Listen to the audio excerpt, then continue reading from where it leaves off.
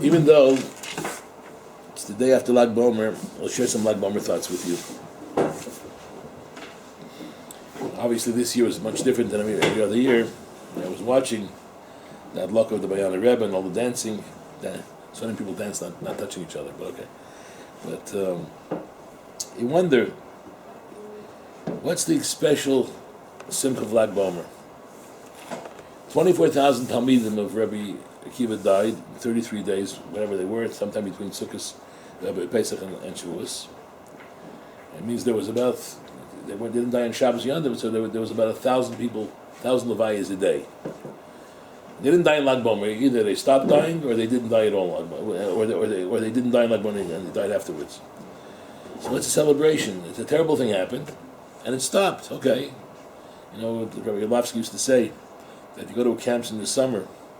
So the day after Tisha B'Av at Chatzos, you let it go swimming. So the kids line up at the lake, and 1 minute before Chatzos, they go 19, 18, 10, and they jump into the water at Chatzos. Yay, the basement is burning. You know, like, what are you so happy about?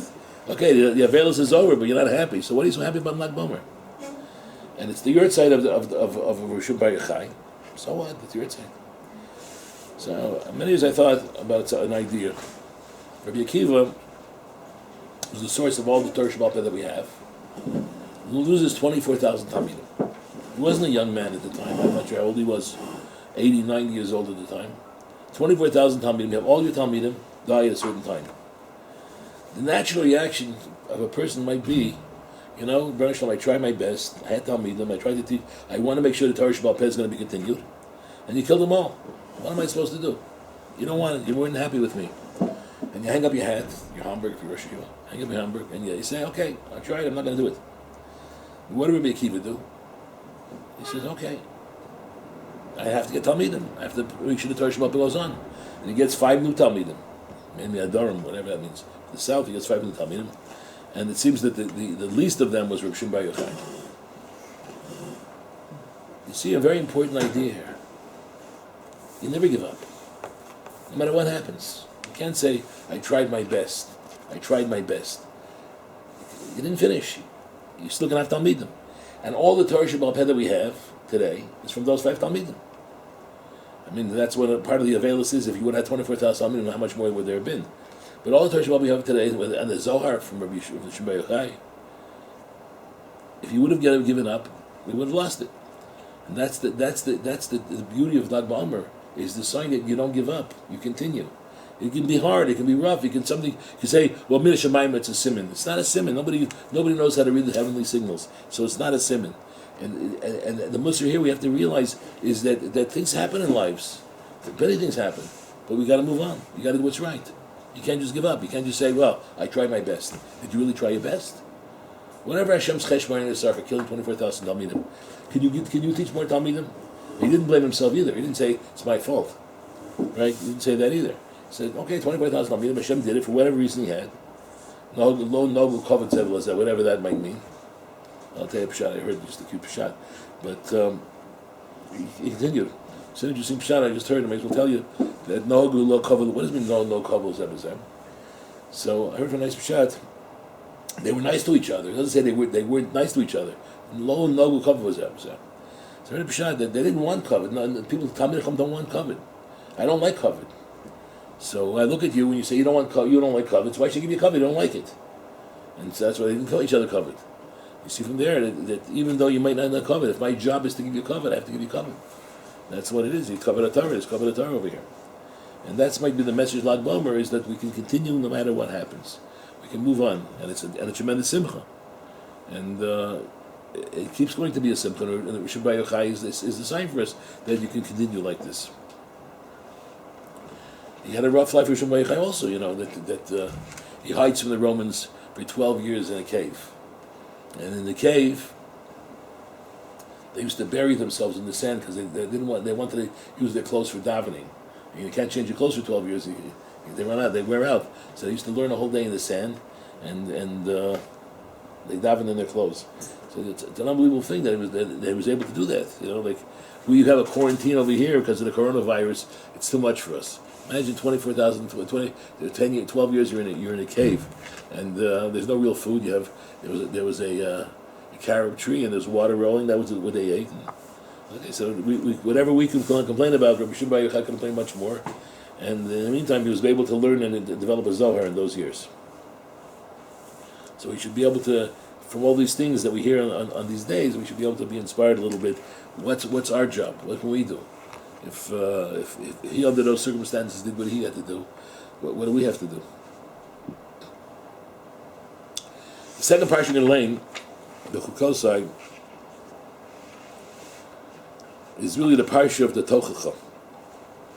Tochacha appears in the Torah twice. The terrible rebuke and all the terrible things that befall Klal Yisrael. That most of them happened already, and it's a long series of things, and all the things that we messed up in, and how Hashem punishes us. And it starts with a bracha. And Rashi says, "B'chokosai teilechu, ve'mitzvosai tishmaru." So Rashi is a kasha. So Yochol zeh l'kayim mitzvahs, maybe b'chokosai teilechu mitzvah mitzvahs, and it says that later, mitzvosai tishmaru. That's given mitzvahs. So what is b'chokosai teilechu? And he says an interesting shtei amelim b'Torah. So you have to be amel in Torah. It doesn't say learn Torah. It doesn't say to learn Torah. It says amelim b'Torah. Toil. You know what amel means? Amel is toil, hard work. And part of the problem that we have is I don't want to hard work. I don't mind learning a little thing here and there, but really to struggle. And I was quoted. I don't remember saying this. I told a few guys. I don't remember saying it, but a guy told me that. I told him once that the only way you're going to love learning Torah is to hate learning Torah. And he said that really changed. He said it changed everything. His whole attitude towards learning. What I must have meant. I don't remember saying it. What I must have meant was until you struggle to understand something, until you really work at it, and then the light goes on. Wow, unbelievable! I see how beautiful the Torah is. You're not learning, so you can't get to that stage of learning until you really work so hard that why do I want to do this? It's so hard. I can't understand it. And you work and you go over it and you try it and you try to catch it and you try to explain it, and when you finally understand it, wow, that's unbelievable. That's a meilim b'Torah. Then it says at the end, in the second part, Rashi says there, the reason that the klolis start is because you weren't amel b'Torah. The psukim go on, interesting psukim.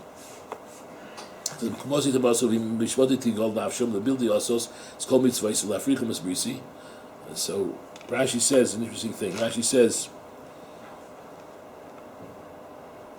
he says, Hafrich bebris is kofar baker. That last step is your kofar baker. He says, Hari sheva averos. There are 7 averos the Torah speaks about. Hari shonos goreres ashniya. The beginning one starts the second one. V'chein at shvi. Tells those 7 steps. Ve'eloheng. What he says. Lo lomad lo osa. You didn't learn, you didn't do. Mois b'acher hosim. You despise the people who do it. Sonas acham, you hate the chachamim. Moneas acherim, you stop other people doing. Cover mitzvahs, you cover the mitzvahs, cover by ikr, and you cover bikr. Just think about this, and it's a story of people's lives, and I've seen this so many times. Guy doesn't want to learn. Guy learn halacha. I always have an example. Remember, it happened to me once. He said his halacha. Guys, I remember once many years ago, a guy was eating was tafka peanuts and raisins. And he's taking out the raisins and eating the peanuts. So he said, "Now I'll do it on Shabbos." He says, "What are you talking about? How can I do it on Shabbos? Who told you can't do it on Shabbos? Can't be right. Can't do it. It's not a malacha. It's murder. Not a malacha. Lo mate. You didn't learn, so you don't know what bar is, right? I told you it's bar. Okay, you didn't believe me, but how can it be such a halacha? Lo amad. If you didn't learn it, lo asa. Guess what? If you never learned about it, you're going to take the raisins out and eat the peanuts. You're going to do better on Shabbos. Right? So that's 2 steps. Most b'acheremos. But then he sees the other guys, he sees that I don't do it. He says, you don't want to do it? That's stupid. You're crazy for not doing it. Come on. Such a big deal, such a wrong thing to do. That happens all the time. You do something, you tell the guys it's halacha. Come on. Hey, you go for that still? That's not a real halacha. Come on, you made that up. Don't go to town because this and this and this. Why not? To go to town, that's fine. Everybody does it. It's fine, right? You don't do it. You're dumb. You're a couch potato, right? Mos bacher mosim. You're mos bacher mosim. The next step. What's the next step? Sonas achachamim. So the rabbis told me not to do it. The rabbi told me to borrow. The rabbi told me not to go to town. You're brainwashed. You're brainwashed. The rabbi told. Who cares what the rabbi says? What does he know? Sonas achachamim. Next step. You're brainwashed. The rabbis brainwashed you. The rabbis brainwashed you. They tell you halacha and you want to do it. Sonas achachamim. Isn't it true? Isn't it so true? The steps are so true. You didn't learn, so you don't know halacha. You don't do it. It bothers you when you see somebody do it. And if the excuse is the rabbi told you, the rabbi told you that. What do the rabbis know? A bunch of dummies, right? Who that? Come on, they're all fanatics, right? So and then they said, "Well, I'm not going to town. Come on, come with me to town." I don't want to go. Mones acherim. I gotta go. Everybody goes. What are you the only one staying here? Mones acherim. You stop other people from doing it. And then what's next? But there's all kinds of things you're going to be doing in town you shouldn't be doing. Come on. Who told you they can't do this stuff? It's only girls, only this, only drinking. Right? Kofar b'mitzvahs. Next step. It can't be true. And the end is Kofar Baker. You don't need the whole Yiddishkeit business. Rashi's a phenomenal Rashi if you think about it. If you think about the 7 steps and you say to yourself, this is really what happens. This is really what happens to you. The person's low lamad, right? Low lamad, low also. You don't learn and you don't do. Then you bones acherim. In other words, I always wondered how does it happen. But if you think about the story, it's your most bacher. It bothers you when the other guy does it. Come on, right? It bothers you when the other guy does it because you don't do it. Obviously, if I do it, you don't do it, so I make you feel guilty. So most bacher, it bothers me that you do it, right? And then sonas achachamim. How would the chacham come into it? Because the rabbi told me not to do it. Who cares what they say? Sonas achachamim. Such a powerful Rashi. And then I try to convince you to do what I'm doing. It can't be such a mitzvah. What I suggest is maybe read this Rashi a few times and say, couldn't this happen to me?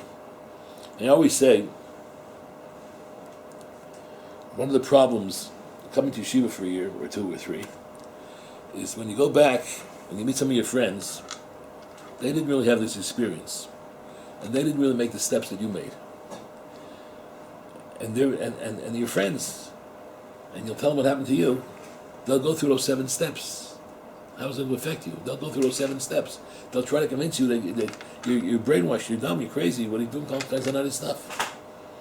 So and I think that maybe Rashi's telling us this year to warn us that this is what's going on. This is what goes on in the world. Warn us. This is what goes on. And if you want to be zocha for the brachas of the Torah, zocha of brachas, the opposite. You have to a meilim b'Torah. I have to really learn and take it seriously. I have to really think about it. I have to make it part of my life. You can get to a certain stage of your life where I can realize that I can turn these guys off, but it's not an easy thing to do, because if they're really your friends and you really feel close to them, and that's who they are, it's not going to affect you. If you remember, we learned in Mesilas Yesharim, and he has 3 monea zehirus, and I think it says that they're ascending. The first were ascending order. I think all 3 of them are ascending order. The first one, if you remember, was the involvement, the over-involvement in the mundane activities we all have to do. Everybody has to do mundane activities. We all have to eat and sleep, and most things you have to go to work, and you got to take care of your stuff, and you got to write a letter home, like email home, whatever you got to do, right? You got to speak to your mother, and you have mundane things to do, right? If your life is focused on the mundane, you have no time to focus on Hashem. So you have to, I always say, you have to compartmentalize. You got to say, I'll make time for this, I'll make time for that, and my main time is Zohar Hashem. So that's the first thing. Second thing is, like Tzonis, you make fun of important things. Start making fun of important things. But the third thing that he says is Chevra. Chevra calls it Chevra Ra. And I don't like the translation of evil friends because then the guy he's not an ex-murderer, so he's not evil. But I always say, the Chaver Ra is right here what Rashi is speaking about. The Chaver Ra is those people who are not ready to make the right to move in the right direction. And the way I like to say it, maybe it's too strong, is those people who are not on the ladder of the Mesilas Yesharim. In other words, there's a Mesilas Yesharim says ladder, how to get better, and it's written, and there's a guy or two guys, right, people that you know, we're not interested in this. I'm happy the way I am. I'm happy the way I am. My Yiddish guy is good enough, I sort of do some stuff, right? But that guy, as Rashi speaking about right over here, that guy who's not ready to make the steps is Chaver Ra. He'll influence you to drop it, and that's very powerful. Mesilas Yesharim, and the Mesilas Yesharim is telling you, you want to be a Zoyer. Zoyer is the first step, right? Zoyer means I'm aware. I'm thinking about what I do. I'm thinking about what the results of what I do. And if you think about it, if your friend is anywhere in this Rashi, then he shouldn't be a friend. And I know it's a rough thing to say because we all know people like that, and you have to make a life decision. Do I want to end up like him? And if you hang out with the right people, you hang out in the yeshiva, you hang out in the right places, Mirz Hashem, you'll be influenced the right way. If you hang out in the wrong places, and the truth is, we're discussing with some of the guys life decisions about where to live, and the part of where to live is, are people going to influence you the right way? Will I live in a place where I'll be influenced the right way or the wrong way? And it's always a problem. And it's something to think about. And just to chayv this Rashi, realize Rashi's telling you a true psychological phenomenon. It's not just a pasuk in the Torah that has no meaning for me. It's a true psychological phenomenon that happens. Lo lomad v'lo asa. You didn't learn, you're not going to do. And you're moes b'acherim osim. Then it bothers me when you do it, when anybody does it. And it bothers me that the rabbis tell you to do it. Modes acherim. Why do you do it? Stop you doing it. It's worth reading this Rashi over several times and saying to yourself, how important is this to me? The Chazal tell us that the Yemei Sfiras HaOmer is the preparation for Shavuos. Right, tonight will be exactly 35 days. It's 5 weeks, 2 more weeks till Shavuos. How ready am I for that step? I mentioned many times that our celebrations of these Yom Tovim is not a celebration only that once there was a Maimon Har Sinai, once there was a Kabbalas Torah. In the air, in the atmosphere, that happens again. There's a Kabbalas Torah that we're going to be ready for in another 2 weeks. 2 weeks from tomorrow night, another Kabbalas Torah. But it doesn't just happen unless we try for it. That's the spheres for it. Spheres are, okay, what's going to be with me? Am I going to be Makabel the Torah? Am I going to push myself? Am I going to learn a little bit more? I'm going to try a little bit extra. And I mentioned a few times about small steps. And can I learn for 5 more minutes? Can I stay 5 more minutes? Can I come 5 minutes earlier? What can I do to show myself, that I want to make the move? You have to show yourself you want to make the move. Chazal tell us about boing l'tar Messiah. So if you want to become better, Hashem will give you tremendous help. But if you don't try, you don't get the help.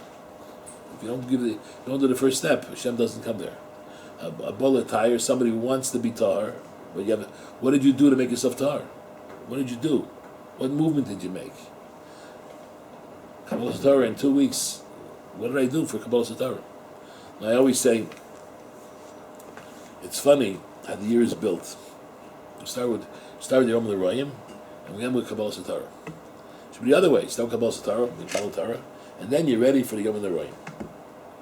So the reason it's not like that is because start with the Yom L'Royim is because you say, well, my past is the past, I'm changing. So Yom Kippur is. I can get rid of the past, I want to change.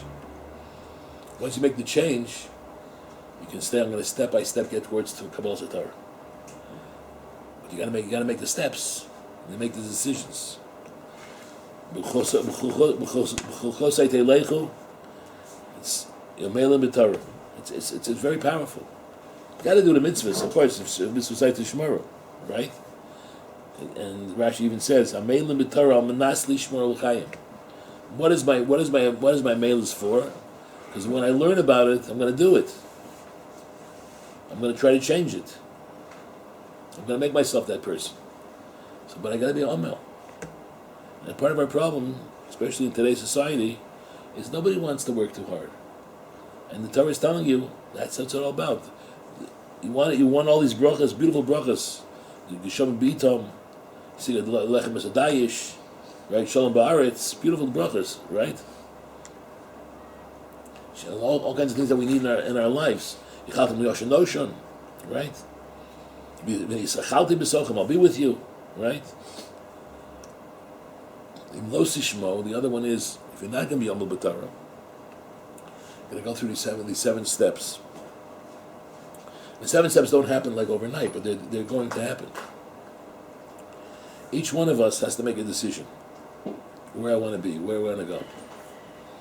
And I always talk about how it applies to us in yeshiva. Are you moving in that direction?